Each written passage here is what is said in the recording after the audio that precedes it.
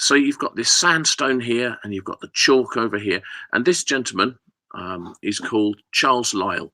And Charles Lyell is the father of geology. He really came up with ideas about how rocks form and how the earth formed.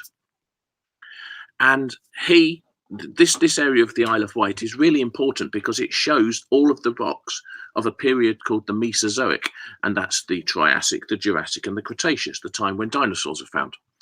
And moving along this bay a little bit, we come to this rock here. This is Brystone Bay, and here you can see a hole, okay? Because my colleague Jeremy had been excavating a pit of dinosaur, and he'd found lots of pieces, and I'll show you some of it in a moment. And then one day he came down, and there was a hole, and he'd bumped into someone walking off of the beach who hadn't said very much other than good morning, and he knew exactly that the chap who'd just walked off the beach had the back of the skull, this, in his bag. So it was an interesting story, and then we have to work together to make it all come together. So this is a chap called Ernst Stromer.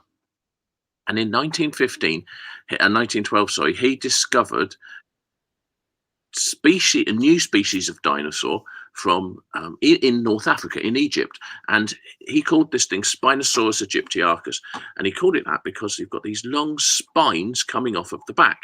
Now, this was all he found. Okay, some spine material. There's a bit of the jaw, lots of teeth. And this was a really exciting dinosaur because it seemed a bit odd. It didn't quite fit with other dinosaurs. Unfortunately, it was destroyed during the Second World War. So what is a dinosaur? Well, these aren't dinosaurs. These are pterosaurs because these are flying. And these aren't dinosaurs because these are all aquatic marine reptiles. They're all from the same age as the dinosaurs, but they're not dinosaurs. Dinosaurs specifically live on the land. They're a terrestrial animal. However, in the Spinosaurs, which is the group that Spinosaurus belongs to, they've got this really strange morphology. This is the very front of the jawbone. It's a 3D print. It's a little bit wonky. But what you've got here, you've got all these little holes all over the nose. And you've got these long, thin, conical teeth, thin relative to their length. They're big old teeth, but they're long, pointed teeth. And we were starting to think, well, what could these be? Here we go. Here's another one in the rock still. It's really odd because these pits seem to be like the pits on the noses of gharials, which is a type of crocodile, on the snouts of this fish, an alligator gar. There are also pits all over the snouts of this pterosaur. This doesn't have pits, but it still has sort of very big sensory structures. But what we think is that these are pits, and this animal is in the water. And that's a bit peculiar because I've just told you that dinosaurs live on land. Nevertheless, that's really what it seems to be. It seems to be, we know that the eyes are up on top of its head. We know that the nostrils are on the top of its head. And these are all indications that this animal is in water. Its eyes are popping out so that it can see what's going on around it. It can still breathe with its nose sticking out. And as I say, here are these dermal pressure sensors. They only work in water. They don't work in air. There's not enough pressure changes in air. But when the water touches them and moves, the crocodiles can detect fish. And so we think that this animal was eating fish. And it also has these long, thin teeth, just like a crocodile. So lots of aquatic adaptations. We've got really dense, heavy bones in the Spinosaurs. And animals who are swimming tend to have dense, heavy bones so that they don't just bob around on the surface. And so in 2020, Spinosaurus was redescribed as a completely aquatic predator. But we've got two families, okay, of Spinosauridae. This is the scientific name for the family. If you've got an ending of AE, that's a family. So we've got the Spinosauridae is the overall family, and it goes into two groups. We've got the Spinosaurini branch, which has Spinosaurus. We've got this other group here called the Baryonychini, which has got Baryonyx and Suchomimus. That means crocodile mimic. This means fish hunter, Ichthyovenator, fish hunter. And these are much older, okay? They're about 25 to 30 million years older than these ones. So they're an earlier and they have more primitive characteristics. So maybe they're not fully in the water. Maybe they're doing something in between. Well, let's have a talk about them for a little while. Here we go. This is Mr. Walker. He discovered this heavy claw. Baryonyx means heavy claw. In 1983, he was working in a quarry in Surrey, and he was excavating, and they found a huge amount of a skeleton. And these bones are from the Isle of Wight, and these look really very similar to Baryonyx. There's a few differences, but they look very, very similar. Here's this brain case that I told you about. So we've got the brain would sit in this hole here. There would be a hole here where the nerve cord would come out, and it was this knob here, this condyle, is a place where the skull would attach to the spine, and it could move its head around. So we've got all this wonderful material, and we started to put it together, and we were trying to work out what it was. And I've got a really excellent PhD student called Chris, who's working on all of this material and describing it and going through and really teasing out what we've got. So is this animal in the water? Is this, we've got the top of the skull, and the eyes, the orbits where the eyes sit, the hole in the skull has this sort of V shape, okay, so that the eyes sit up on top of the head, just like a hippopotamus, just like a crocodile, but not like this animal here, which is a normal theropod dinosaur. This is Allosaurus. The eye would just sit quite happily in the socket, and it's just on the side of its head. Got all these dermal pressure sensors, so we traced them back through. We could trace all these holes back, and yes, there are sort of nerves, and it's all very exciting. This must be in the water, we're thinking. We've got a long tail. Now, Spinosaurus has a tail which is really long and deep, really tall, and looks a bit like a sort of a newt's tail. And so that's why some people have said they think it was really in the water. This tail isn't like that. Our tail is much more like a normal theropod dinosaur, more like a tail of Tyrannosaurus or Allosaurus, something like that. So it's really interesting to try and work out when did they move into the water? What were they doing? Well, we were really lucky, and it turns out that not only did we haven't quite answered that question. We don't know yet. Okay, what we think these animals were doing, what we think our animals were doing with their big old jaw. As you can see, can you see that modelled there on the windowsill? Okay, you've got the back of the head here, this long crocodile-like snout. This animal we think would have been standing on the beach, along the edge of a river, with its head near the water, and then as a fish or something swims by, jumps it in, boom, and catches it and holds onto it with these big old teeth. But what we found, we're very, very lucky, is that we found 2 new species. Okay, and just lost this. What we have here, this is really exciting. We haven't got all of it, but these are all of the bones that I've shown you. So we've got the brain case of 2 of them, the back of the skull. We've got the snout of 2 of them. So we know we've got 2 brain cases and 2 snouts. You must have 2 animals. We've then got lots of tail from another one.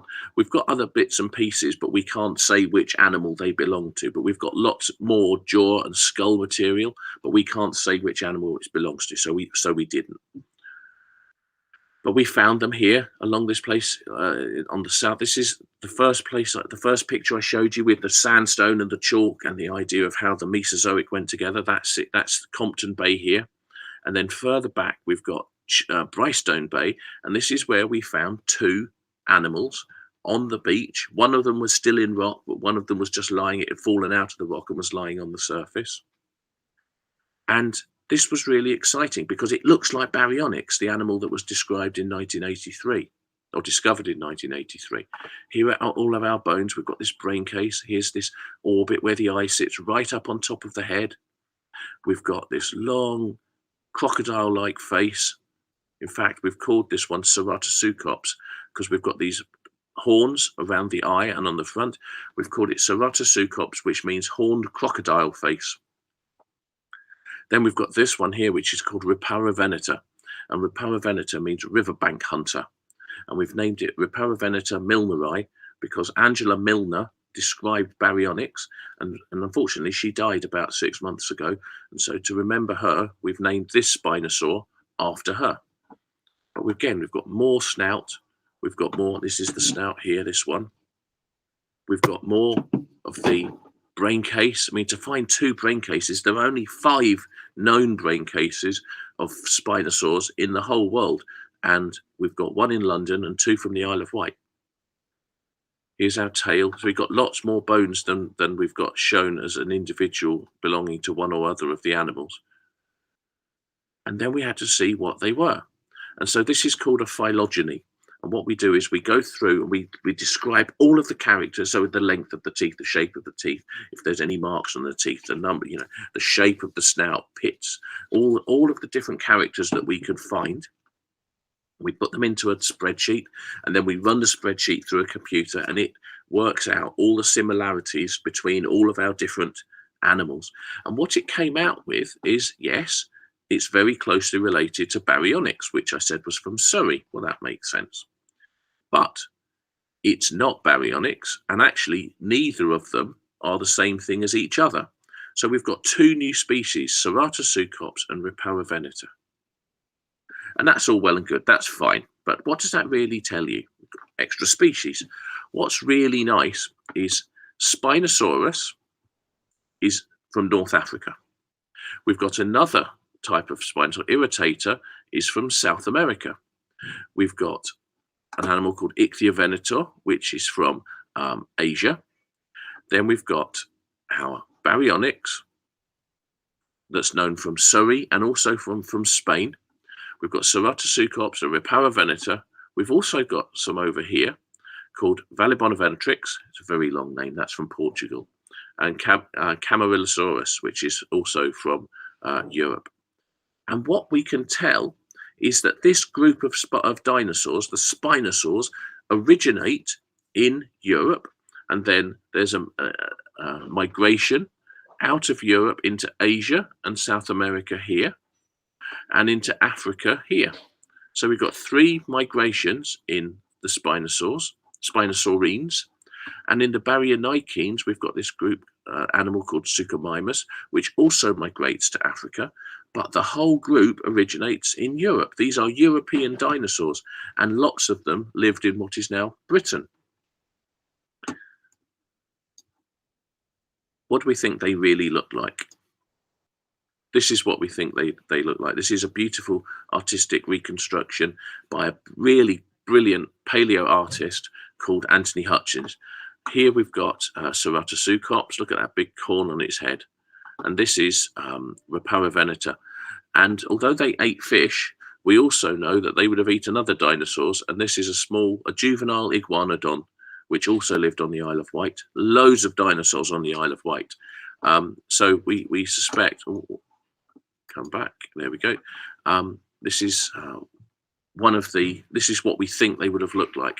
And there would have been forest fires, because in the same deposit we find lots and lots of wood, and actually it's 125 million years old, but it feels like charcoal because it is these really intense fires burnt through the forests and left behind charcoal, and charcoal doesn't decay, so it just sits in the ground and has been there for 125 million years. But it's not just Spinosaurs that we've got. We're very lucky. We found another dinosaur that we called Vecteraveneta, and that means the hollow air-filled hunter from the Isle of Wight, because its bones were entirely full of air. They're very hollow bones. And dinosaurs give rise to birds, and birds have hollow bones as well. And inside their bones, there's all sorts of soft tissue. It's extensions of the lung. So they have this much larger surface for bringing, for breathing and taking oxygen into the bloodstream, because they're fast, active predators. So they're chasing things. And that allowed birds then to have the same high metabolism that is required for flight. So it all fits together quite nicely. What else is important about the Isle of Wight? Well, this gentleman here, do you know who he is? This is Charles Darwin, and Charles Darwin is Well, I think without Charles Darwin, we wouldn't have a subject called biology, because he, along with Alfred Russel Wallace, came up with an idea called evolution by natural selection. And until we have evolution by natural selection, biology doesn't make sense. It's lots of nice little stories, but nothing fits together. With evolution, we've got this mechanism that explains how biology works. And Charles Darwin was on the Isle of Wight in 1858, and that's where he began writing The Origin of Species, which is one of my favourite books. It's not difficult to read. It's actually got some really beautiful language. And this is the very last paragraph. There is grandeur in this view of life, with its several powers having been originally breathed into a few forms or into one, and that whilst this planet has gone cycling on according to the fixed law of gravity, from so simple a beginning, endless forms, most beautiful and most wonderful, have been and are being evolved. And I think that's an absolutely lovely sentiment, and especially about dinosaurs on the Isle of Wight. There are tens of different species. Okay, there are 15 unique species that have not been found anywhere else. They would have been in other places, but they've not been found anywhere else yet. So there, we've got these specimens which are unique to the Isle of Wight. So I think that fits really nicely with Darwin's writing as well. And that's the